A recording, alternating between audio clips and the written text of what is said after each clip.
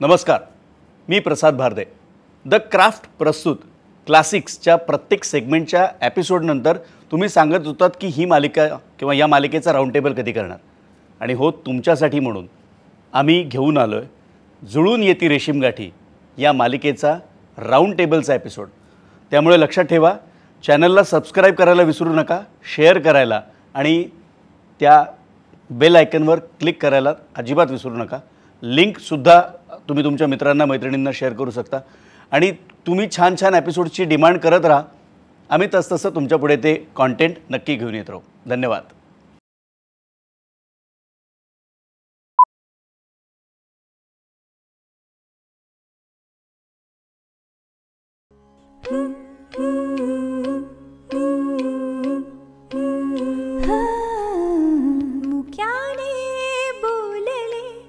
गीत ते जाहले स्वप्न साकारले पहाटे पाहिले नावना त्याला काय नवे वेगळे मांडले सोहळे तुझसाठी हो हो मिळावे तुझे तुला आसही उठी कोणी कुठे बांधल्या रेशीम गाठी जुळून येते रेशीम गाठी आपुल्या रेशीम गाठी जुळून येते रेशीम गाठी रेशीम गाठी. नमस्कार, मी मधुगंधा कुलकर्णी. नमस्कार, मी अरुणा जोगळेकर. नमस्कार, मी प्राजक्ता माळी. नमस्कार, मी सुकन्या कुलकर्णी मोने. नमस्कार, मी ललित प्रभाकर. नमस्कार, मी शर्मिष्ठा राऊत. आता काय मला बोलायला काही ठेवलंच नाही. तुम्हाला सगळ्यांना आता कळलंच असेल की आज आपण जुळून येते रेशीमगाठीच्या या टीमला भेटतोय, या कलाकारांना भेटतोय. वेल, याचं राऊंड टेबल करायचं असं जेव्हा ठरलं त्यावेळेस अमोघने निश्चितच तुम्हाला सगळ्यांना फोन केले, मेसेज केले. आणि जेव्हा तो मेसेज आला किंवा फोन आला त्यावेळेस मनामध्ये पहिली आठवण या मालिकेच्या संदर्भातली काय आली? तुमच्यापैकी कोणीही उत्तर देऊ शकता, कुठल्याही क्रमाने देऊ शकता. काही नाही, सगळेजण भेटणार आणि धितांग करणार हेच होतं. कारण आम्ही तेच करत होतो सेटवरती. जमलं तर आम्ही शूटिंग करत होतो. कारण इतर वेळेला आमची खाणीच भरपूर चालायची. कांदा भजी, चिकन, पाणीपुरी, फिश, पाणीपुरी हेच चालायचं जास्त करून. मध्ये मध्ये अरुणाताईंनी लिहिलेले डायलॉग्स आम्ही बोलायचो. पण बाकीच्या वेळेला आम्ही इम्प्रोवाइज करायचो आणि बोलायचो. एक्झॅक्टली. पण युनियनचं एक हे होतं की बऱ्याच वर्षांनंतर सगळे एकत्र एका ठिकाणी भेटतील, हे त्याचं एक आनंद, एक्साइटमेंट होती. एक्झॅक्टली. म्हणजे पहिला दिवस मला तर पहिला दिवसच आठवला जेव्हा सगळे आम्ही, म्हणजे याच्यातले काही कलाकारांबरोबर मी काम केलं होतं, काही कलाकारांबरोबर केलं नव्हतं. त्यामुळे तिकडे जे काही घडलं ते पहिल्या दिवशी ते मला लगेच आठवलं. त्यामुळे म्हटलं की चला आता जुळून येते रेशीमगाठीमध्ये ना खरंच आमच्या गाठी ऍक्च्युली जुळल्या होत्या. म्हणजे आम्ही खूप चांगले फ्रेंड झालो होतो. आणि म्हणजे आहोत झालो त्या म्हणजे इन्स्टंटली झालो. आणि खाण्यापिण्याचं जे सुकन्याताई म्हणाली ते ऍक्च्युली सुकन्याताईच करत होती. म्हणजे तीच एकतर घरून सकाळी पहाटे 5ला वगैरे उठून डबे करून आणायची. मला आठवतं ललितसाठी डबा आणायची, मला एक माझ्यासाठी सुद्धा ताक असायचं. आणि आम्हाला ज्या ज्या पद्धतीने ते पदार्थ आवडायचे ना त्या त्या पद्धतीने ती ते बनवून. मला ती एक विशिष्ट कोशिंबीर आवडायची तिची, तर ती तशी कोशिंबीर आणायची, सेपरेट डबा आणायची माझ्यासाठी. कारण सगळी हा खाऊन टाकायचा, तिला बिचारायला मिळायचं नाही. पण एक मिनिट, माझा प्रश्न असा आहे की कोणती आठवण मनामध्ये आली? नाही, पण आज म्हणजे तुम्हाला काय सुचवायचं आहे का की हे सगळं हवं होतं वगैरे असं काही? नाही, ते आहे माझ्या पर्स मध्ये आणलेलं आहे मी. मग ठीक आहे. सुकन्याताई आली म्हणजे फूड आलं तिचं. मला एक फॅन्सच्या अँगलनी जरा असं वाटलं की ते खूप दिवस वाट बघत होते. इनफॅक्ट पहिल्या मालिकेनंतर पार्ट 2 येणार अशी पण खूप चर्चा होती. तर त्यांना सुखावणारं काहीतरी अरे घडेल असं अशा अँगलनी मला फार नाही. मला वाटतं आजच्या या चर्चेतनं आता प्रेक्षकांच्या पुन्हा त्या प्रतिक्रिया सुरू होतील. कारण आम्ही जेव्हा हे राऊंड टेबल करायचं ठरवलं त्याच्या आधी बऱ्याचशा मालिकांचं, म्हणजे अरुणाताई तुम्ही येऊन गेलात, मधुगंधाताई तुम्ही येऊन गेली, सुकन्याताई तुम्ही येऊन गेलात, की एपिसोड झाला की लोकांच्या अशा त्या कमेंट्सवर की अरे जुळून येते रेशीम गाठी कधी आणतायत, तो एपिसोड आणा, तो एपिसोड आणा, आणि आज फायनली तो होतोय. अरुणाताई, तुम्हाला काय वाटतं? मला पण वाटतं ह्याचं सिक्वल नक्की यायला पाहिजे, कारण जेव्हा ही सिरियल आली ना तर खरं आत्ताच्या भाषेत सांगायचं तर ओव्हर द टॉप असं त्याच्यात काही नव्हतं. खरंच अगदी नाजूक, घरगुती आणि कुणाच्याही आयुष्यात घडतील अशा घटना होत्या. आणि आपण म्हणतो म्हणजे नेहमी हे एक भेंडोळं असतं सिरियलवाल्यांचं की प्रेझेंट करताना मानवी नातेसंबंधांचं आहे वगैरे वगैरे, पण खरंच ह्या गोष्टीमध्ये पॉझिटिव्हिटी खूप होती आणि खूप डेलिकेट नाती होती त्याच्यात. म्हणजे रेशीम गाठी हा शब्द खरंच ॲप्ट होता आणि जीव त्याचा लहान असून पण ह्याचे खूप एपिसोड फुलत गेले. म्हणजे मला वाटतं की आत्ताच्या जगात ज्या भावना माणसं हरवत चालली आहेत ना, जे यांत्रिकपणा आला आहे किंवा बंचुकेपणा आला आहे, ते सगळं नव्हतं त्याच्यात. म्हणून मला वाटतं ते लोकांना खूप अपील झालं. म्हणजे जे आत आहे तेच बाहेर त्या सगळ्या पात्रांमध्ये होतं. आणि दुसरी गोष्ट म्हणजे त्याच्यातला महत्त्वाचा भाग असा होता की हिरो हिरोईनच्या इतकंच त्या फॅमिलीमधली जी नाती होती त्याला कंगोरे होते. म्हणजे असं ते लेबलं नव्हती त्यांना की ही खलन, आणि मुख्य म्हणजे विलन नव्हता ह्याच्यात, सिच्युएशनच विलन माझे बाबा नाही, पण त्यामुळे खरंच प्रतिबिंब एक प्रकारचं लोकांच्या आयुष्याचं होतं, म्हणून जवळची वाटली लोकांना. आणि लिखाणाची भाषा जी होती ना ती आपल्यासारखी होती, फार अलंकारिक नाही किंवा त्याच्यामध्ये बोली भाषा किंवा इंग्रज आलेलं मराठी त्याच्यामध्ये नव्हतं किंवा तो पेन आणि असं काही नव्हतं. त्याच्यामुळे किंवा हे भेटलं का वगैरे असं काही नव्हतं. त्याच्यामुळे ते खूप छान बोलता यायचं आणि फार आम्हाला त्याच्यासाठी मेहनत करायला लागली ना एक्सप्रेशनसाठी. मग कारण ते लिहूनच इतकी छान द्यायची की ते आपोआप यायचं आणि त्या त्या कॅरेक्टरची ती भाषा होती. म्हणजे ह्यांच्या वयानुसार ह्यांची भाषा होती, माझं आणि गिरीशचं वेगळी भाषा होती. त्या कॅरेक्टरप्रमाणे ती भाषा तिने उचलली होती आणि त्याची ती मजा होती. नाही, तो किती बारकावते झालं की तो पेन नाही ते पेन. हो, हे खरं तर. आणि ते म्हणजे मला तर वाटतं आता जेव्हा कोणी मालिका करत असेल त्यांनी खरंच भाषेचं एक वर्कशॉप वेगळं घ्यायला हवं महिनाभर. मला संजय दत्तांची खूप प्रकर्षाने जाणीव होती. आता येतच ना थोडंसं. नाही, मला ते आज असते तर आता एपिसोडला असते तर अगदी एक वेगळं त्याच्यावर त्यांनी सेगमेंट केला असता. वेल, प्राजक्ता, तुला काय सांगायचं वाटेल? मला पण मी अगदीच म्हणेन ऋषिकेश मुखर्जी फिल्म्स कशा असतात, एकदम पॉझिटिव्ह, गोड, अशी फॅमिली पाहिजे, असा नवरा पाहिजे, असे सासू सासरे पाहिजेत, असं घर पाहिजे, आपल्या घरात पण हा सिनारिओ, अशा पद्धतीने सण साजरे झाले पाहिजेत, ही भावना लोकांच्या मनात जागृत व्हायची की असं आपण करूया, असा हा आयडियल सिनारिओ आपल्या अवतीभोवती आपण निर्माण करूया. करेक्ट. आय थिंक ते खूप महत्त्वाचं ही मालिका लोकांच्या मनात पेरत होती. सो मी पण त्या मानाने मी म्हणेन की मला पण कुटुंबाचं सुख मालिका करता करता मिळालं. इतकं आम्ही ते जगलो. सगळ्यांनाच मला असं वाटतं कुठे ना कुठेतरी वाटत असेल. 2 वर्षानंतर आहे ना, एके दिवशी मी रडत होते घरी. 15 दिवसांनी मालिका संपल्यानंतर सगळं छान झालं होतं, काही नाही, मस्त मालिका, एकदम छान, सुपरहिट वगैरे, खूप लोकप्रियता, सगळं झालं. मला खूप रडू यायला लागलं. तर मला विचारलं, तू का रडतीये? एक तर मला कारण कळतही नव्हतं मी का रडतीये. मग मी म्हटले की मला बहुतेक ना मी 2 वर्ष मी माझं आयुष्य जगलेच नाही. मी 2 वर्ष मी मेघनच होते, मी तेच आयुष्य जगते आणि आता मला कळत नाही आता मी काय करायचंय. मी 2 वर्ष literally I had no personal life at all. मी सुट्ट्यांच्या दिवशी पण मी पुण्याला जायचे आणि भरतनाट्यमचे क्लासेस घ्यायचे किंवा माझ्या विद्यार्थिनी इकडे यायच्या आणि मी म्हणजे महिन्यातले एक 27-28 दिवस शूट करायचे आणि 2-3च दिवस सुट्टी. त्यामुळे मी पूर्ण वेळ त्या मालिकेत आणि मी जगले ते. आणि नंतर मला कळलंच नाही आता परत बॅक टू नॉर्मल माझ्या लाईफला कसं मी टॅकल करायचं. सो इतकं इन्व्हॉल्वमेंट. म्हणजे खरं तर मी अशी व्यक्ती नाही आहे, मी खूप अटॅच डिटॅच आहे. म्हणजे मी मालिका करत असताना मी सगळ्यात जास्त डिटॅच कोण असेल तर मी असेन, पण तरी मालिकेच्या सगळ्यात शेवटच्या एपिसोडला सगळे असं मी रडले.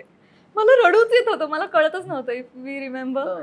तर मला असं वाटतं ना की कुटुंबाचे ते क्षण किंवा सगळं ते जे कुटुंब आहे मी जगले, मला ते सुख मिळालं.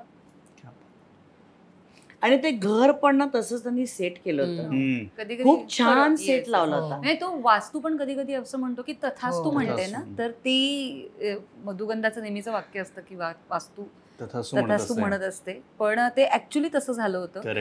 आणि तिथे मी असं म्हणेन की खूप जसं प्राजक्ता म्हणाले की कुटुंब ना एक वेगळंच कुटुंब आमचं फॉर्म झालं होतं, ज्यात माझं पण असं झालं की जिथे राग रुसवे, मी धडपडले, पडले, सगळं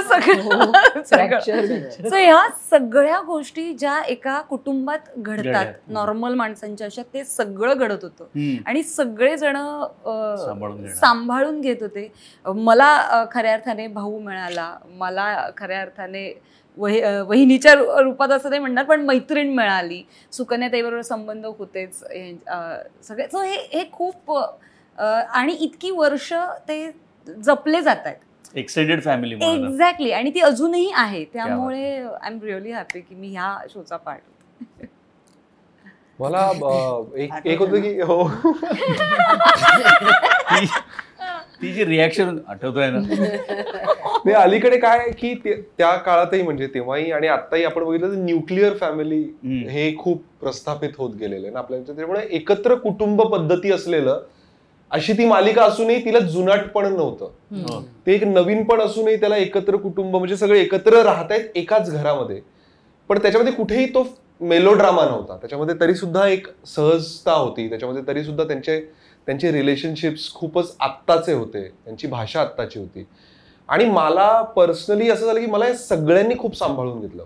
माझी तशी ती पहिलीच मालिका होती लीड म्हणून, किंवा मुंबईत मी एकटं राहणं, तर ह्या सगळ्यांनी तेवढंच कुटुंबासारखं सांभाळून घेतलं. म्हणजे दिग्दर्शकांपासून म्हणजे लेखिकांपासून ते सगळ्यांनी म्हणजे जे काम करणारे त्यांनी अक्षरशः जपलं मला पूर्ण 2 वर्ष. मला तेव्हा वाढवलं, तेव्हा माझं पर्सनल फक्त कामापुरतंच नाही म्हणते मी, मग इतर वेळातही माझं जेवणाचं, खाण्याचं, राहण्याचं मला हेही आठवतं की मला बरं नसेल तर सगळेजण मिळून काळजी घ्यायचे.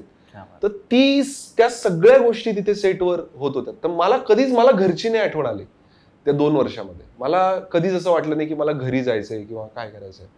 तर ते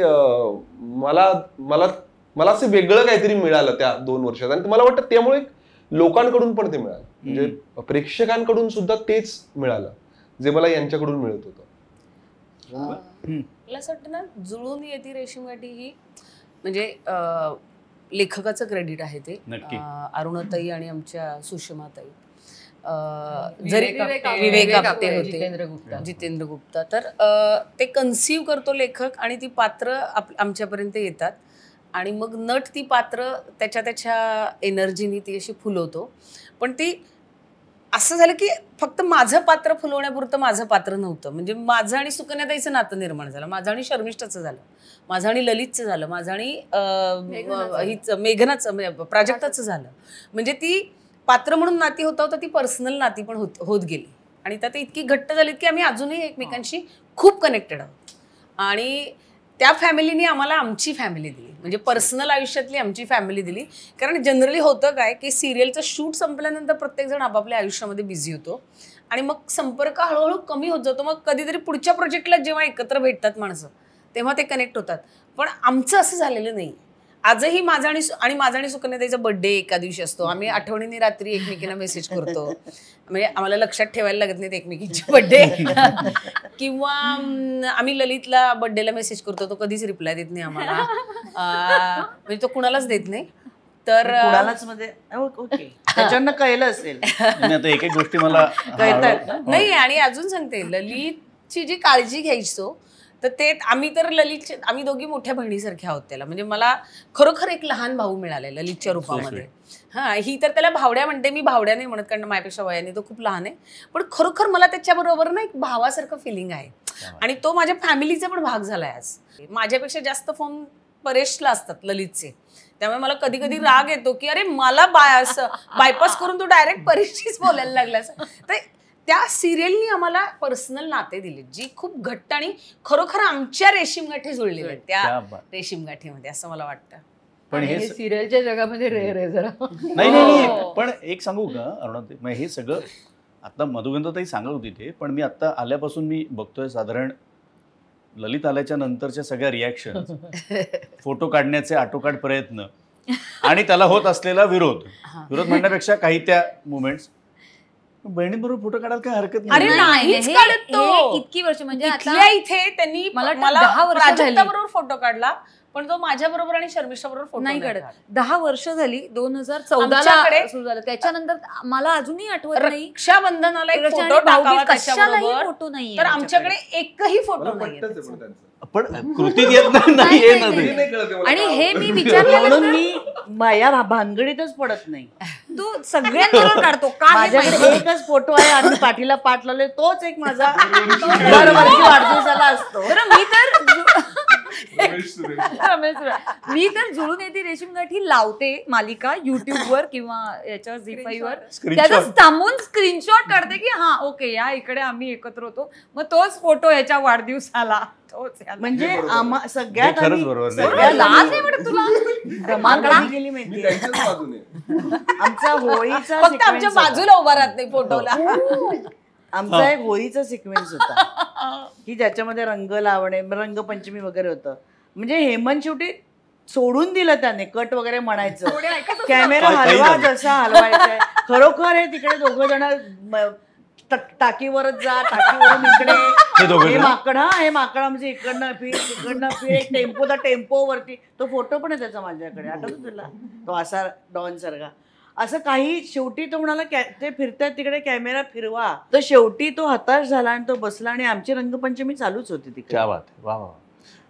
बरं, आता रंगपंचमी झाली, रंग उधळून झाले, रंग खेळून झाले, गुण पण उधळून झाले, गुण पण उधळून झाले. गुण सगळे चांगले बिचारे, सगळे छान आहेत. एक मला प्राजक्ता, तुला आणि ललित, तुला विचारते, तुम्हाला दोघांना स्पेशली हा प्रश्न आहे की या पात्रांसाठी निवड होणं ही पहिली स्टेप, त्याच्यात लीड कॅरेक्टर म्हणून आपण निवडले जाणं, आणि तिसरा महत्त्वाचा टप्पा की प्रेक्षकांचं भरभरून प्रेम मिळणं. तर हे सगळं जे आहे हे मालिकेचा लीड ॲक्टर म्हणून आणि ॲक्ट्रेस म्हणून कुठेतरी दडपण म्हणा किंवा एक ते चॅलेंज आहे असं नाही कधी वाटलं, किंवा काय त्याला कसं घेतलं? मी दोघांनाही विचारलं. मला त्याचा आवाकाच कळत नव्हता. म्हणजे हे मिळालंय म्हणजे काय झालंय हे मला सिरियसली कळत नव्हतं जोपर्यंत त्याचं मला म्हणजे प्रत्यक्षात त्याचं लोकांकडून जेव्हा प्रतिक्रिया यायला लागल्यात आणि लोकांकडून प्रेम यायला लागलं, तोपर्यंत मला ते कळत नव्हतं की नेमकं काय झालंय, आपल्याला लीड मिळालंय म्हणून. तर मला जेव्हा ना मला वाटतं की ऑडिशनसाठी बोलवत होते, तर मी 2-3 वेळा जरा कंटाळा करत होतो. तर मला सारखा फोन येत होता की तुम्ही प्लीज एकदा ऑडिशनला येऊन जा म्हणून. मला कंटाळा, मी कल्याणला राहतो, खूप लांबनं यावं लागतं कल्याणवरून. तर मग मी शेवटी गेलो, मी ऑडिशन दिली आणि काही दिवसातच त्यांचं मला फीडबॅक आला की तुमचं सिलेक्शन झालंय वगैरे वगैरे वगैरे. मी घरी सांगितलं नाही, मी घरी तोपर्यंत नाही सांगितलं जोपर्यंत माझा प्रोमो आला नाही. तोपर्यंत मी घरच्यांना वेगळंच सांगत होतो की मी मित्राकडे चाललोय, हे चाललोय. आमचं शूटिंग चालू झालं होतं, आमचं प्रोमो शूट झाले. मला वाटतं पहिला प्रोमो आमचा तोच होता जो रस्त्यावर आम्ही दोघं एकत्र चालतोय, आणि तिथे मी पहिल्यांदा प्राजक्ताला भेटलो. तिथे मी पहिल्यांदा, तर ते जगच माझ्यासाठी नवीन होतं, कारण असं काहीच केलं नव्हतं. लीड करतोय म्हणजे काय मला काहीच माहित नव्हतं. आपलं मित्रांबरोबर 2 मित्रांनी मला सोडलं तिथे स्टेशनला, तिथून मग मी गेलो, प्रोमो शूट केले, गेलो. नंतर मग शूटिंगसाठी आम्ही पहिल्यांदा एकत्र सगळे एक दिवस अगोदर भेटलो होतो त्या सेटवर, जिथे शूट असणार होतं. तिथे पहिल्यांदा सगळ्यांबरोबर ओळख झाली, रीडिंग केलं होतं. तिथे मी इतका घाबरलो होतो की सुकन्या त्यांनी मला विचारलं तुला मराठी बोलता येतं असं मला सुकन्या त्यांनी विचारलं होतं बाजूला, कारण हेमंत सरांनाही ती भीती वाटत होती. त्यांनी सुकन्या त्यांना हे सांगितलं. असा का प्रश्न की हा नाही एकदम मला हे ऐकायला झालेलं नाही, मला दडाच बसला कानाला. तो कधीच नव्हता, तो ऍक्टिंग नाही. अरे भावड्या, अरे मला खुलायला वेळ लागतो. नाही, पण ते थोडा पहिले तो शाय होता, म्हणजे तो असा पटकन मोकळा नव्हता होत प्रत्येकावर, शिष्ट होता. मला हळूच सांगणार का किती वेळ लागतो, कारण माझा एपिसोडचा वेळ पण आहे. तिथे तो जो काही खुलला ना ते आहेत ना बरोबर, मला काही प्रॉब्लेम नाही. माझं सपोर्ट बरोबर असलं की मला काही प्रॉब्लेम नाही. भाग्यवान होत. तो ममाज बॉयच होता तेव्हा. तो खऱ्या आयुष्यामध्ये पण मम्माज बॉय आहे. खूप लाडका आहे घरात त्याच्या. पण तो त्याचा जो इनोसन्स आणि थोडं चाचपडले पण होतं ना, त्यामुळे तो जास्त मुलींना आवडला. अजूनही. तर ते झालं की मग सुरू प्रभाकर हे आडनाव आलं, जनरल कुठलंच आडनाव आलं नाही त्याच्या मागे. तर ललित प्रभाकर असं म्हटल्यावरती बाबा हा कोण असेल, याला मराठी येतं की नाही असं ते. आणि कल्याण म्हणजे गावात नाही येणार. कल्याणकर मारतील मला, गंमत म्हणून सांगते. पण म्हणजे असं सगळं ते होतं म्हणून मराठी येतं तुला. सुरुवातीलाही काही दिवस गेले अजून. मग हेमंत सरांबरोबर काम करत असताना त्यांनी जी मोकळीक दिली ना, त्याचा मला खूप फायदा झाला. त्यांनी मला एका पॉइंटला सांगितलं की तू कर, तुला जे वाटतंय ते कर. ते मला सांगत नव्हते की असंच कर किंवा तसंच कर, इकडे बघ, ते बोल, थोडस असं कर, असं काही नव्हतं सांगत. ते म्हणून तू कर ना, तुला जे वाटतंय तू कर. तसं ते मला मोकळं व्हायला त्यांच्यामुळे खूप मदत झाली. आणि मुळात ना, आणि तो एकदम, जरी लोकांनी पहिल्यांदा त्याला मालिकेमध्ये बघितलं असलं तरी एकदम तो मालिकेमध्ये आलेला नाही. तो तिथे जो थिएटर करत होता आणि त्याला वेगळं थिएटर करायचं होतं. एक सरधोपट आपण जे म्हणतो व्यावसायिक किंवा समांतर समांतर रंगभूमीवरून व्यावसायिक असं त्यांनी केलं नाही. तर त्याला नाटक करायचं होतं आणि ती त्याची धडपड, त्यांच्या ग्रुपची धडपड ती चालू होती. आणि त्यामुळे त्याचा सतत तो एक अभ्यासू वृत्ती असते ना, ती त्याच्यामध्ये सतत चालू होती. मग आम्ही धमालही तितकंच करायचो, पण एखादा सीन आल्यावरती त्याच्यावर आम्ही चर्चाही तितकंच करायचो. कामाच्याला आम्ही काम भरपूर करायचो आणि अगदी बारीक सारीक गोष्टी आम्ही त्यातनं शोधून काढायचो. तुझं उत्तर मी दिलंय. सॉरी. बरोबर आहे. हेच अपेक्षित आहे. अनेकदा असा 1.5 पानांचा वगैरे सीन यायचा, पण तो व्हायचा 5 मिनिटांचा वगैरे. आणि माझे आणि गिरीशचे सीन तर खरंच खूप छान लिहून आणायची ती. आणि ते करताना आम्हाला खूप ज्ञानामृत आणि ती मोरंब्याची बरणी ते त्यांना शोधून काढलेलं नाव ठेवलं होतं. तर ते आमचे सीन तर फार छान व्हायचे. ह्याच्यात एक गंमत काय होती माहिती ना, की ह्याच्यामध्ये कोणीच देवी नव्हती किंवा देव नव्हता, माणूस होता. की सासू पण चुकू शकते, सून पण चुकू शकते, एकमेकांना त्या माफी मागू शकतात, मुलगा चुकू शकतो, आई मुलाला शिक्षा करू शकते, सुनेच्या बाजूने उभी राहू शकते, कधी सून चुकली, मुलगी चुकली. हे ना जे आपल्या आयुष्यात घडत असं, याच्यामध्ये कोणीही सर्वगुण संपन्न किंवा सर्व दुर्गुण संपन्न कोणी नव्हतं. करेक्ट. किंवा उदय पण जेव्हा यायचा तर ते माहिती की आता हा आला म्हणजे काहीतरी काडी करणार, पण तरी तो प्राणसारखा होता, लोकांना आवडायचा. प्राणसाहेब कसे आपल्याला विलन असं तरी आवडायचे, अजूनही आवडतात आपल्याला, बघत राहावं असं त्यांचं. तसं उदयचं झालं की जरी तो आल्यावर आता माहिती असायचं काहीतरी हा करणार आता, तरी ते आवडायचं लोकांना. किंवा त्याचं ते बाबाजी हे खूप फेमस झालं होतं आणि ते करता करता झालेलं आहे. ते म्हणजे ते काही ठरवून झालेलं नाही, पण ते करता करता इम्प्रोवाइज करता करता ते झालेलं आहे. तेच आहे ना की आधी कोणीच नाही ठरवू शकत की आपल्याला चांगली एक हिट मालिका करायची, असं काही डोक्यात नसतं. सगळ्यांना जुळतं, त्याच्यामुळे ते खरंच तसंच जुळत गेलं. त्यामुळे याचं खरंच काय होणार आहे कोणालाच तसं माहित नव्हतं. आम्हाला फक्त ते काम करत करत मजा येत गेली. एक चांगली टीम जमली. मला वाटतं की खूपच चांगली टीम जमली, म्हणजे सगळ्यांपासून, टेक्निशियन्स पासून ते कलाकारांपासून, लेखकांपासून, या दिग्दर्शक, अशी टीम मला वाटतं की परत लोकांनाही बघायला नाही मिळाली. म्हणूनही त्यांचं इतकं प्रेम आहे की अजूनही ते मालिका बघत असतात. आणि हेमंतची खासियत आहे की इमोशनल सीन किंवा यांचे प्रेमाचे सीन हे की जसं ते हळुवारपण त्याच्यामध्ये ना, तसंच हळुवारपणे तो सीन व्हायचा किंवा तसंच कॅमेरा पण तसाच जायचा. ती ते हेमंतची खासियत आहे की बारीक बारीक गोष्टी शोधून काढायचा आणि एखाद्या सीनसाठी जेवढा वेळ द्यायचा आहे तालमीसाठी तेवढा वेळ द्यायचा. असं आमच्या डोक्यावर कधीही नसायचं की चला चला चला एपिसोड संपवायचा आहे, चला चला आज इतकं काम करायचं आहे, अरे 20 मिनिटं निघाली, 40 मिनिट, हे त्याला दडपण नव्हतं, त्याला TRPचं गणित नव्हतं. त्यामुळे ना आम्ही अगदी शांत मनाने काम करायचो. खरं तर पॅकअप होऊन कधी घरी जातो अशी घाई प्रत्येक कलाकाराला असते.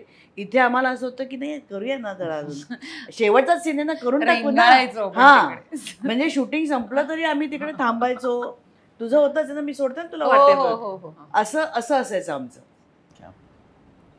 प्राजक्ता मला सुकन्या त्यांनी बऱ्यापैकी सांगितलंय पण मला जे ललितनी सांगितली की एक लीड कॅरेक्टर म्हणून काय तुला भावना काय होती त्या ह्याच्यात मिळाल्यानंतर? जसं तो म्हणाल तसं दडपण ॲज सच खरंच नव्हतं कारण त्याच्या आधी एक माझी मालिका झाली होती इन अ लीड रोल. त्यामुळे तसं किंवा खूप कॅरेक्टर्स आणि मोठमोठे रथी महारथी आहेत ॲक्टर्स मग आपल्याला त्यांच्याबरोबर काम करताना भीती वगैरे. तर हे श्रेय मी त्यांना पण देते की त्यांनी ज्या पद्धतीनं तुम्हाला सुरुवातीला तुमचं स्वागत केलं, ज्या पद्धतीनं कम्फर्ट दिला, त्यामुळे पण मला ते कधी दडपण आलं नाही. मला दडपण मी आत्ता तोच विचार करत होते, खरं दडपण मला मालिका सुरू झाल्यानंतर काही महिन्यानंतर आलं जेव्हा लोकांच्या प्रतिक्रिया यायला लागल्या की हा इतका चांगला आहे, श्रीरामाचाच म्हणजे अवतार जणू, आणि ही का मुलगी याच्या प्रेमात पडत नाही त्याला हो म्हणत नाही. तो एक पॅच होता ना, तेव्हा ऍक्च्युली ॲज अन ऍक्टर म्हणून मला अरे बापरे आता हे कॅरेक्टर लवेबल कसं करायचंय. म्हणजे आता जे आलंय ते तर आपण परफॉर्म करणं क्रमप्राप्त आहे, परंतु ती नाही म्हणत असताना देखील तो इतका गोड असताना देखील आदित्य म्हणजे आयडियल हजबंड राईट. अजूनही नवरा कसा पाहिजे, आदित्य सारखा पाहिजे.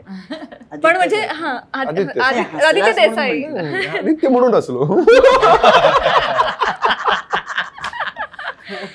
तेव्हा मला खरं दडपण आलं होतं की तेव्हा मला कळत नव्हतं. पण मला असं वाटतं पुन्हा ह्याचं श्रेय मी लेखकांनाच देईन कारण त्यांनी ज्या पद्धतीनं पुन्हा एकदा त्याला त्या मुलीला इतकं ती जी काय होती नाजूक आणि गोंधळलेली आणि तिला नंतर जितकी स्ट्रॉंग बनवली, कॉन्फिडंट बनवली आणि त्या कुटुंबामध्ये तिला मिक्स केलं, लेखकांनीच केलं. मी म्हणेन मी ऑलवेज मी त्या नसत्या तरी हेच म्हटले असते की मी खूप रायटर्स ॲक्टर आहे.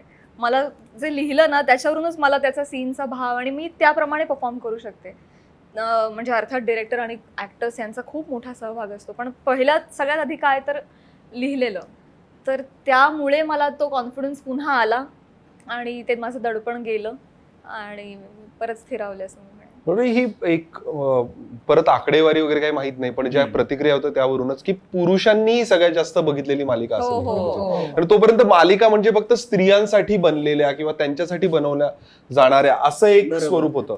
पण आम्ही जेव्हा कुठेही जायचो तर पुरुषही तितकेच त्याच प्रमाणात भेटायचे. ते म्हणायचे की अरे आम्हालाही खूप आवडते, कारण कदाचित बायका त्यांना सांगत असतील की हे बघा हे असं पाहिजे जे काही असेल ते, पण त्यांनाही ते तितकेच आवडत होतं. तर ते नवरा म्हणून बॉयफ्रेंड म्हणून असं करणं अपेक्षित आहे हे त्यासाठी हे बघ असंच आहे ना, किंवा उलट पण म्हणजे का आता तुम्ही बोलताय मलाही घरी जायचंय, आता हा एपिसोड रिलीज झाल्यानंतर उद्या माझ्या बायकोनी बघितल्यानंतर बघ तसंच आहे. तसंच असलं पाहिजे पीपल की अजूनही ते रिपीट मोडवर म्हणजे 4-4 वेळा अख्खी मालिका बघितलेली माणसं मला भेटलेली आहेत की मी चौथ्यांदा तुमचे सगळे एपिसोड बघून संपवले. हो अजूनही येतात आम्हाला. आणि अशा खूप कमी मालिका आहेत की म्हणजे झी वरच्या की त्या हिंदीत डब झालेल्या आहेत. तर जुळून येते रेशीम गाठी ही वन ऑफ द एक होती की आम्हीच सगळे ऍक्टर्स होतो पण डब असायचं. झी अनमोल नावाचं चॅनल होतं, त्यावर संध्याकाळी 5:30 वाजता वगैरे लागायची ही मालिका. मला असं वाटतं आमच्या ज्या गाठी आल्या होत्या ते फक्त विदिन मालिका असं नाही तर प्रेक्षकांशी ती गाठ जुळून प्रेक्षकांना ना ते आपलं कुटुंब आहे असं वाटायचं. ते जसं मी म्हटलं तसं स्लाइस ऑफ लाईफ होतं. त्याच्यामध्ये खूप मेलोड्रामा लिहिला नव्हता आणि हे खरंच परत लेखकांचं श्रेय असं म्हणते मी की ते खूप मेलोड्रामा नव्हतं त्याच्यामध्ये किंवा खूप असं अदरवाईज सिरियलचा जो एक फॉर्मॅट असतो की काहीतरी घटना घडली त्याच्याभोवती खूप मोठा ड्रामा झाला मग त्याच्यावरून एक मोठा ड्रामा झाला. तर तसे खूप ड्रामे नव्हते. म्हणजे बेसिक एक जितका ड्रामा हवा तितका होता पण इतकं ते छोटं आणि साधं होतं ना. सिम्प्लिसिटी ही त्याची ब्युटी होती असं मला वाटतं. तो USP होता. हा ती सिम्प्लिसिटी. आता सुकन्याताई आणि गिरीश काकांसारखे सिनियर ऍक्टर होते आणि ते म्हणजे मला असं आठवतं की मी सुकन्याताई आणि गिरीश काकांनी एवढं काम कुणीच केलं नाही आमच्यापैकी. तर ते काम करताना ना आम्ही ते काम बघून शिकायचो की एक्झॅक्टली सुकन्याताई कशी करते, सुकन्याताई स्पॉन्टेनियसली रडते, सुकन्याताई हसते तेव्हा खूप गोड दिसते. हे मला प्राजूचं मला हे आठवतं. मला आठवतं की सुकन्याताई ग्लिसरीन कधीच ग्लिसरीनला लावायची नाही, शर्मिष्ठा लावायची नाही आणि मग मी पण लावायचे नाही. आणि मग प्राजू म्हणाली की मला पण असं रडायचे ग्लिसरीन न लावता. आणि मी बघितलं तिला की ती ग्लिसरीन न लावता रडली. ललित रडायचं ग्लिसरीन न लावता. इनफॅक्ट मधुगंधाताई सुकन्याताईचं ते जे आहे ग्लिसरीन न लावता म्हणजे किती इन्व्हॉल्ड असावं. आणि खरंच मला मुद्दाम मी आता या एपिसोडच्या ह्याच्याने सांगतोय. मी आता मागे पण मी आभाळ मायाच्या याच्यासाठी आपण भेटलो होतो आणि त्यावेळेस इंटरव्ह्यू घेतला आणि त्यावेळेस विनय आपटेंची आठवण निघाली आणि अक्षरशः काय म्हणतात त्याला टिपणं डोळे टिपणं जे असतं की टचकन डोळ्यात पाणी त्याही क्षणी आलं होतं. आणि त्यांनी तो किस्सा सांगितला की तो कॅमेरा फिरताना बरोबर त्या क्षणाला डोळ्यात पाणी येणं हे कसलेल्या कलाकाराचंच आहे. आणि आम्ही वी आर व्हेरी फॉर्च्युनेट की आम्ही अशा एका अभिनेत्री बरोबर बसून गप्पा मारतोय आणि ज्ञानार्जन होतंय आमचं. आमचं स्कूलिंग खूप वेगळं झालंय खरं तर. त्याच्यामुळे हे सगळं आहे. हे माझं काही नाही काय. मी ज्यांच्याकडे तर विजयाबाई मेहता, सुलुमावशी, सुलभाताई देशपांडे किंवा विनय आपटे ह्यांच्याकडे जे आम्ही शिकलो ना त्यांनी आम्हाला असं बसून कधी शिकवलं नाही. पण काम करता करता जे आम्ही शिकत गेलो ना. आणि मला असं वाटतं की कलाकारांनी काय माणसांनी सुद्धा अखंड आयुष्य विद्यार्थी दशेतच घालवलं पाहिजे असं मला वाटतं. की प्रत्येकाकडून काही ना काहीतरी शिकण्यासारखं असतं. की आता ह्या जरी म्हणत असल्या की त्या माझ्याकडे बघून काहीतरी करत होत्या पण मी सुद्धा यांच्याकडनं खूप काही शिकले ते करत असताना. किंवा ह्याच्यातला जो बिनधास्तपणा आहे हा कुठेतरी माझ्या स्वतःच्या आयुष्यात कधीतरी डोकावतो. खरं. किंवा मधुगंधाचा स्पष्टपणा स्पष्ट बोलणारी जी आहे हा कधीतरी माझ्या आयुष्यात पण डोकावतो. तर ह्या अशा गोष्टी एकमेकांकडून शिकण्यासाठी आपण मनाची तयारी ठेवली पाहिजे असं मला वाटतं. की आता म्हणतात की येणाऱ्या पिढीकडे काय आहे तुम्ही काय काय केलंय पण येणाऱ्या पिढीकडे सुद्धा खूप काही आहे बऱ्याचशा गोष्टी. कारण त्यांचा जो स्पीड आहे ना त्या स्पीड बरोबर आम्हाला तर जुळवून घ्यावं लागतं. कुठल्या सगळ्याच बाबतीत तो स्पीड जुळवून घ्यावा लागतो. मग त्याच्यासाठी आपण आपली तयारी केली पाहिजे असं मला वाटतं. हे मला येतच नाही ते मला असं येतच नाही हे आयुष्यात काहीच नसतं. तुम्ही प्रयत्न केला तर सगळं तुम्हाला येतं. फक्त तुमची म्हणून मला असं वाटतं की आमच्या ह्याच्यामध्ये ना सगळ्यांना ना ती एक अर्ज होती काम करण्याची शिकण्याची ही ते मुळात तुमच्याकडे असलं पाहिजे. की माझा छोट्यातला छोटा सीन असू दे बरे 2 वाक्याचा असू दे फोनकट असू दे पण तो मला चांगलाच व्हायला पाहिजे. किंवा मला आता ज्यांच्याबरोबर काम केलं त्यांनी जसं सांगितलं तसंच मी यांना सांगायचे हा सीन तुझा आहे हा तुझाच व्हायला पाहिजे तो माझा असता कामा नाही. त्याच्यासाठी तुला काय हवी ती मदत करेल पण हा तुझा आहे आणि त्याच्यासाठी तू काय करशील हे शांतपणे बसून तू विचार कर तू तुझ्याप्रमाणे कर. हे तरच तो सीन ती मालिका ही इतकी छान होते फुलते. नाहीतर मग त्याला काही अर्थ राहत नाही. मग ती एकांगी सिरियल होते तर ती होता कामा नाहीये. म्हणून मला असं वाटतं ना सुकन्याताईच्या मनाचा मोठेपणा आहे हा की ती म्हणते की ती आमच्याकडे पण शिकली हे पण शिकण्यासारखं आहे तिच्याकडून. पण सुकन्याताई गिरीश काका उदय काका हे खरं तर खूप असे खांब होते त्या सिरियलचे. आम्ही होतोच म्हणजे हे दोघं लीड होते हे लायकेबल होते हे आवडू लागले सगळ्यांना. पण त्याचं जे श्रेय म्हणजे हे लोक इतकं गाईड करायचे ना आम्हाला सगळ्यांना म्हणजे ललितला असेल हिला असेल आम्हाला दोघींना असेल की ते इव्हन गिरीश काका पण की तू हे असं करून बघ. मग सुकन्याताईचं तर मला आठवतं की असे सीन ज्याच्यामध्ये ती नसायची पण ना तर ती मला म्हणायची की हे असं घेऊन बघ कसं वाटतं हे असं स्पॉन्टेनियसली करून बघ असं आम्हाला ना. मी इव्हन शर्मिष्ठा पण मी शर्मिष्ठाकडून बघू जसं ही म्हणाली ना की शर्मिष्ठा इतकी स्पॉन्टेनियस आहे ना तिला बसून असं रट्टा मारून ती नाही करू शकत. ती तिच्या पद्धतीने वाक्य बोलते पण ती तिची स्पॉन्टेनिटी आहे. करेक्ट. ललित खूप नॅचरल ॲक्टर आहे आणि त्याच्यामध्ये ना खूप अशी एक इंटेन्स आहे तो. तर ती इंटेन्सिटी प्राजक्ताच्या मध्ये एक लवेबल कॅरेक्टर आहे ती अशी म्हणजे कॅमेरा प्रेम करतो तिच्या चेहऱ्यावरती. तर ह्या सगळ्यांकडे मी असं विद्यार्थी दशेत असल्यासारखं मला हे सगळ्या क्वालिटीज यांच्या जाणवल्या. पण सुकन्याताई उदय काका आणि गिरीश काका हे आम्हाला खूप मार्गदर्शन करायचे. आम्ही ते सांगतील तसं फॉलो करायचो बरेचदा आणि मला असं वाटतं की ते त्या ह्याचं खूप मोठं श्रेय होतं. पण आता सुद्धा आम्ही म्हणजे जेव्हा आम्ही काम करायचो मी मला अजूनही आठवतं मी कायम सुकन्याताईला म्हणते की सुकन्याताई माझं स्कूलिंग तुझ्या बरोबर म्हणजे तुझ्याकडे झालेलं आहे. बिकॉज जेव्हा मी इंडस्ट्रीमध्ये आले माझी पहिली मालिका होती त्याच्या आधी मी ज्युनियर आर्टिस्ट म्हणून काम करत होते अगदीच घोळक्यात वगैरे. पण प्रायोगिक केल्यामुळे वाक्य जरा बरी बोलली जायची माझी त्यामुळे 4 वाक्य मिळायची. पण जेव्हा मी लीड म्हणून आले त्यावेळेला सुकन्याताई होती तिथे आणि तिने म्हणजे माईक लावण्यापासून की आजपर्यंत मला हेड रेसर लागत नाही माईक लावायला, का नाही स्वतःचा स्वतः माईक लावला जात, कशा पद्धतीने तो लावायचा, मग ती तो कसा लावायचा म्हणून मला अजून ती बाथरूममध्ये घेऊन गेली, बाथरूमचा दरवाजा लावला, ती दाखवलं की कशा पद्धतीने करायचं. ओके, सो ते करण्यापासून की जेव्हा तुमच्याकडे म्हणजे एक नवीन पिढी येते तुमच्या बरोबर काम करायला, त्याला त्यांना कशी ट्रीटमेंट द्यायला पाहिजे. म्हणजे आज आम्ही सगळेजण म्हणतो की अरे सुकन्या ती आम्हाला डबा आणते सगळ्यांना, हर एक व्यक्ती तिच्या बाबतीत हे म्हणत असेल.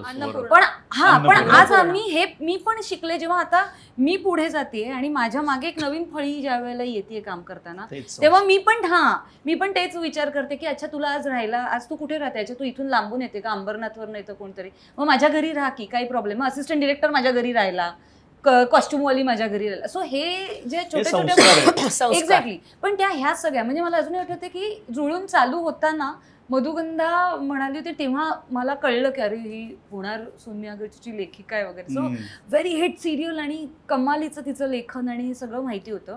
पण जेव्हा आम्ही उभे राहिलो हे करायला, तेव्हा ती म्हणाली की मला लुक देताना जरा काहीतरी प्रॉब्लेम होतो, इकडे लुक द्यायचा, राईट ऑफ कॅमेरा आणि लेफ्ट ऑफ कॅमेरा, तो किंचित तिचा गोंधळ होत होता. पण तिनं तो हे तिचं हे होतं की तिने ते ठेवलं नाही. आणि म्हणजे ती मला विचारायची किंवा सुकन्याताईला विचारायची, ती अजिबात तिने ते लाज असं की अरे मी कसं विचारू वगैरे. तर हे जे कनेक्शन होत गेलं ना, ते खूप छान झालं. एक एक शब्दाला मला असं वाटतं की मी ब्लॉक कधी कोणी कुठे झालो तर भावड्या होता तिथे सांगायला की हे आम्ही इम्प्रोवाइज करायचो. आमच्या दोघींचे सीन तर प्रचंड असायचे, म्हणजे सगळ्यांचं पॅकअप झाल्यावर शेवटी आम्हीच असायचो आपल्या बॅटिंग करतोय.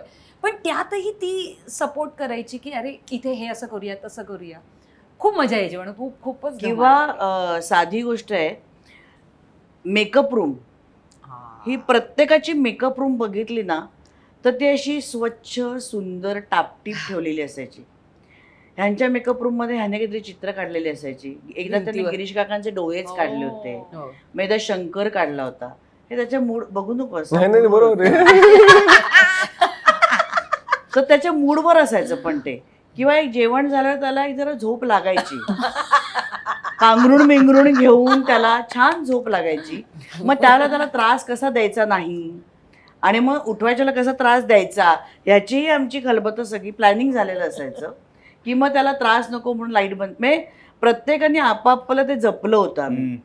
किंवा गिरीश काकाला किंवा लोकेशला एक छान नीट ठेवण्याची सगळी सवय, तर ती त्यांनी त्यांच्या म्हणजे प्रत्येकाची सर्वांची मेकअप रूम एकच होती आणि बघण्यासारखी असायची. एकत्रच ऍक्च्युली वेगळी होती माझी आणि हिची, वेगळी होती. आणि नंतर मग आम्ही हिच्या रूम मध्ये बसलो. पण तिने म्हणजे आमची ओळख होतीच, त्यामुळे ती म्हणाली तू काय करते तिकडे. म्हटलं अगं आम्ही दोघी त्या मेकअप रूम मध्ये इकडे असं करत आम्ही तिच्याकडे ज्या शिफ्ट झालो.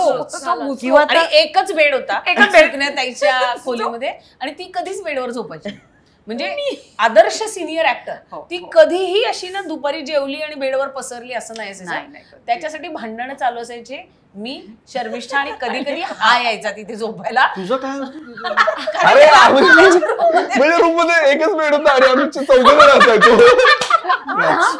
म्हणजे त्यांच्या खोलीत तर खाली चादरी घालून झोपायचं. माझ्याकडे व्हिडिओ आहे. हा एकदा लाईट्सच्या अरेंज केलेला त्याच्यावर झोपला होता, वर शोधत होतो बरेचदा झोपायचा. मी बऱ्याचदा झोपायचो. हा खरं मोगलीच आहे, हे आज उगीच घातलं नाही, कारण तो निशाचर आहे आणि रात्री त्याचे खूप इम्पॉर्टंट कन्व्हर्सेशन चालू असतात फोनवरती किंवा प्रत्यक्षात खूप महत्वाची कामं असतात. त्यामुळे त्याला रात्री झोपत नाही, तो 4, 4:30, 5ला. आणि मग त्यामुळे आणि शिफ्ट 9ची असायची, तर तो त्याची बिचारीची झोपच झालेली नसायची. त्यामुळे तो असं मिळेल तो अर्धा तास, मिळेल तो 1 तास पदरात. आणि जो कोणी झोपलेला असेल तर हा जाणार, आणि आता मधुगंधा झोपली तर हा जाणार. मधुगंधा झोपलीयस काय तू? नाही मी झोपली का वगैरे नाही विचारायचो. मी त्यांना विचारायचो काय तुला काय पेरू पाहिजे का, झोपलेल्या माणसाला का पेरू विचारू लागला तर. म्हणजे मला माहित नाही ना, तर मी तराफ्यांवर त्याच्यासाठी झोपायला जायचो, कारण त्यांनी मला त्रास देऊ नये, कारण ते पोहोचू नाही शकायचे ना तिथपर्यंत. तिथे फक्त एकच आमच्या सेटवरचा एक स्पॉट बॉय होता, तो कॉफी घेऊन यायचा, तो एकटाच येऊ शकत होता तिथे, बाकी कोणीच पोहोचायचं नाही, कारण ते तरफ पण एकदा हे सगळेजण त्याला शोधत होते. सिरियस नोट ऍक्च्युली आहे सेटवर, तू गेलेला नाहीये पण तू आहे कुठे, गाढ कुणालाच माहिती नव्हतं आणि खूप हाका मारल्या आणि हे साहेब वरती होते आणि खूप हाका मारल्या. सेटवरच होतो म्हणजे मी खरं तर, आणि सेटवरच होतो मी. सेटवरच होता. वेल, मी आता एवढी तुम्ही धमाल सांगितली आहे मला, पण मला ना या सगळ्या गडबडीमध्ये आणि या सगळ्या तुमच्या या खऱ्या अर्थाने दंगा चाललाय तुमचा हा, पण मला ना खरं तर अरुणाताईंकडे पुढचा प्रश्न आणि थोडंसं सिरियस नोटला घेऊन जायचं आहे, कारण तुम्ही ऐतिहासिक मालिका म्हणजे तुम्ही त्याच्या या सिरियलच्या जस्ट आधी उंच माझा झोका सारखी मालिका लिहिली होती, जो की आपण तो एपिसोड केला आणि त्याच्या वेळेस आपण खूप भरभरून सांगितलं जाणार होते. भाषेवरती त्याचं जे प्रभुत्व तुम्ही म्हणजे इकडनं तिकडनं अशा शब्दांचा शब्दप्रयोग हो ताई सासू आणि आमचं ते अरुण काका वगैरे आपलं सगळं ते बोलणं झालं, ती भाषा आणि त्याच्यानंतर जसं आता सुकन्याताईंनी सांगितली की आपल्यातली भाषा म्हणजे जनसामान्यांना एकमेकांना समजणारी भाषा, प्रमाण भाषा त्याला म्हणून, हे दोन्ही साकारणं आणि हे प्रत्यक्षात उतरवणं यात आव्हान किती होतं का ती संधी होती? मला वाटतं नॅचरल होतं ते, म्हणजे आपलं इंद्रधनुष्य असतं तसं आपल्याला सगळे रंग आवडत असतात ना, आणि ज्या रंगात आपण जातो त्यात मिसळून जातो तसं. पण ही प्रोसेस काय होती म्हणजे याला अशा प्रकारच्या एका मालिकेचा पूर्ण आपण केल्यानंतर पुन्हा अशा प्रकारची मालिका लिहायला लागायची, तर त्याला काही म्हणजे ते आता जसं आपण मुलांना आपण कपडे समजा शिवतो, त्या मुलाच्या तब्येतीनुसार रंगानुसार किंवा त्याचं एक एक्सप्रेशन असतं तसंही शिवतो ना, तसं उंच माझ्या झोकाची तब्येत वेगळी होती आणि जुळून येतीची तब्येत वेगळी होती. जसं म्हणजे आम्ही म्हणतो कलाकार अंगडा टोपडा तसं बदललं, स्विच ऑन ऑफ करायची आम्हाला सवय असते, तसं तिने आता म्हणजे हे आता ती नंतर लोकांना कळली, पण त्याच्या अगोदर तिने भरपूर काम केलंय आणि भरपूर प्रतिथयश लोकांबरोबर काम केलंय, त्याच्यामुळे तिला हे फार काही अवघड नाहीये खरं नव्हतं. मला वाटतं की भाषापेक्षा कंटेंट महत्वाचा होता, तो कंटेंट आणि त्यांचा खूपच हे होता, त्याच्यामुळे ते रोजचं बोलणं उलट मला वाटतं उंच माझा झोकाची वेगळी भाषा आहे, म्हणजे ती आत्ताची नाहीये, पण कंटेंट मला वाटतं की आमचं सगळे सणांबद्दलची माहिती सणांबद्दलची माहिती जी काही लिहिलेली असायची ना, आणि काही काही असे ब्रिलियंट शब्द यायचे मध्येच डायलॉग मध्ये की जे आपल्याला माहिती असायचे पण ते आता वापरत नाही. अनेक वेळानं असं इम्प्रेस व्हायचो आम्ही, अरे हा शब्द आपल्याला माहिती होता पण हा आपण वापरत नाही. पण रेफरन्सेस यायचे की ऋतुचक्र तिला वाचायला द्या, नाना सांगतात वगैरे, मग मी घेतलं वाचायला, किंवा एक गाणं मला गायला लावलं होतं, मग मी त्या गायिकेची सगळी गाणी ऐकली होती, म्हणजे ऍक्टर म्हणून पण एक डोक्याला खाद्य मिळायचं. अशा मला एक ती नानांच्या कॅरेक्टर मध्ये ना एक मला मजा करायला मिळाली होती त्याच्यात, की आपल्याला खूप गोष्टी अशा लोकांना द्याव्या असं वाटत असतं की जी माहिती असते किंवा काय, तर पण ती अशी प्रीची पद्धतीने दिली तर नॅचरली बोर होते, म्हणून नानांना मी असं ठेवलं होतं की ते खूप हसत खेळत, मी आता चल तुला ज्ञानामृत पाचतोय, चल चल बस बस, ते असं विनोदी पद्धतीने पण ते देता यायचं आणि त्याची खूप मजा यायची आणि फॅमिली खूप एन्जॉय करायची ते. त्यांची रेसिपीज किती यायच्या, रेसिपीज ती खास हिच्यासाठी डायरेक्ट करायची सेटवर. थालीपीठाचा तर किस्सा मला आठवतोय आता पण नाही आणि आधी पण मला आठवत नाहीये की अशा कुठल्याच मालिका असतील की ज्याच्यामध्ये खाणं एवढं प्रॉमिनंट असेल. ते पात्र होतं आमच्या सिरियलचं, आम्ही सतत काहीतरी म्हणून पण मला वाटतं की लोकांना आताच्या काय मीम झाल्याचा भरपूर चहावरनं आपल्या मीम झाल्या नाही, कारण लोकांना म्हणून पण ते जवळचं वाटत असणार आहे. कारण काय की खाणं हे एवढं जवळचं आहे आपल्या, पण आपण आता जी कुठली कामं बघतो म्हणजे ज्या मालिका असतील किंवा सिनेमे असतील त्याच्यातनं ते एवढं वगळून टाकतात, ते दिसतच नाही. माणसं फक्त कामाला जात आहेत असं दिसतात, कामावर येतात आणि फक्त बोलतात, पण आमचे सगळे सीन त्याच्या अराउंड व्हायचे. आम्ही भेळच करतोय, आम्ही काहीतरी बनवतो, जाऊ डायनिंग टेबलवर किती सीन व्हायचे आणि ते सगळं सेटवरती आम्ही करायचो, त्यामध्ये खाल्लं पण जायचं. शिळ वास आलेला असं काही कधी नसायचं. इनफॅक्ट आपलं मागेही बोलणार होतं सुकन्याताई मागच्या काही एपिसोडच्या ह्याच्यात, म्हणजे ऑफलाईन डिस्कशन्स, की स्वयंपाकघरामध्ये ते सीन घडणार. आणि स्वयंपाकघर जे असतं कुठल्याही सिरियलचं किंवा आपलं घरातलं जरी असलं तो एक जिव्हाळ्याचा विषय असतो. मला वाटतं आपण आता या सगळ्या चर्चेमध्ये आपण पात्राच्या निवडीविषयी बोललो, तुम्ही धमाल सांगितली, पण हे नातेसंबंध ज्याला आपण म्हणतो की एकाचं दुसऱ्याशी असलेलं नातं, वेराज विषय जो होता तो पूर्णपणे वेगळ्या धाटणीचा होता, की लग्न झाल्या ती मुलगी सांगते की माझं तुझ्यावर प्रेम नाहीये, माझं कोणावर तरी दुसऱ्यावरती आहे. आणि हे सगळं कळल्यानंतर त्या नवऱ्याची बिचाऱ्याची झालेली अवस्था, पण त्यांनी तिला दिलेली स्पेस, सासू म्हणून सांभाळलेलं मुलाची मानसिकता आणि तुमच्या दोघींचं पात्र, हे सगळं साकारताना कुठेतरी त्रयस्थ म्हणून आपण त्या पात्राकडे बघताना काय पद्धतीचा विचार नेमका केला होता तुम्ही सगळ्यांनी? होणार सून मी अगरची सुपर डुपर हिट मालिका होती, सुपर डुपर हिट. आणि मी ती लिहित होते आणि मी इकडे जुळून करत होते. होणार आणि जुळूनच्या मध्ये काही 1-2 सिरियल आल्या मला असं वाटतं, पण जेव्हा जुळून आली तेव्हा होणारला आम्हाला थ्रेट निर्माण झाली. आणि जेव्हा वटपौर्णिमेचा सिक्वेन्स आला तेव्हा जुळूननी आम्हाला क्रॉस केलं. पण मला त्याचं दुःख नाही झालं, कारण माझं दोन्ही सिरियलवर तेवढंच प्रेम. त्यातलं पर्टिक्युलरली मेघनाचं जे कॅरेक्टर होतं तर ते ग्रोथ होती त्या कॅरेक्टरला. म्हणजे एक जे छाप आता मारलेला असतो ना कॅरेक्टरवर, की ते तसंच असतं पहिल्यापासून शेवटपर्यंत, तसं नव्हतं. तिच्या कॅरेक्टरला खूप ग्रोथ होती, खूप शेड्स होत्या. म्हणजे प्राजक्ताचं पण कौतुक आहे, तिने सहन केलं मला इतकी 2 वर्ष. कारण नाही तुम्ही 2 अरे नाही खरं सगळ्यांनीच 2 वर्ष आपण ते काम करणं, ते लोकांना फ्रेश वाटतंय, कारण ते फ्रेश आम्हाला टिकवणं ते काम करण्यामध्ये, तर याच्यामध्ये हे सगळ्यांचा वाटा असतो. नाही तर मग ते आपल्यालाच कंटाळा यायला लागला तर तो लोकांना पण दिसणार आहे आणि तो लोकांना सुद्धा वाटणार आहे. US ला राहणारी स्वाती पाठक म्हणून एक आहे, जिला मी आजपर्यंत बघितलेलं नाही, तिचा फोटोही मी बघितलेला नाहीये, पण ती अजूनही जुळूनमध्येच रमलेली आहे. आणि ती मला आणि ह्याच्या मातेला, हा आईला माता म्हणतो, तर ह्याच्या मातेला ती नेहमी आम्हाला मेसेज पाठवते मातृदिनाबद्दल. मी आज पुन्हा एकदा जुळूनचा एपिसोड काढून बसले आणि मला तुमची खूप आठवण आली, असं वाटतं येऊन पटकन मिठी मारावी. ती तिकडनं अजूनही आमच्याकडे गिफ्ट्स पाठवत असते, मातृदिनाच्या शुभेच्छा, आणि अशा अनेक मुली मला मिळाल्या. आमच्याकडे काय होतं, हिरोईन म्हणजे टिपिकल सिरियल नसल्यामुळे हिरोईन कशी आदर्श आणि बरोबर वागणारी अशी नव्हती, ती पहिल्यांदाच चुकली होती, कारण ती प्रेमच करत नव्हती हिरोवर. ती चुकलेलीच होती.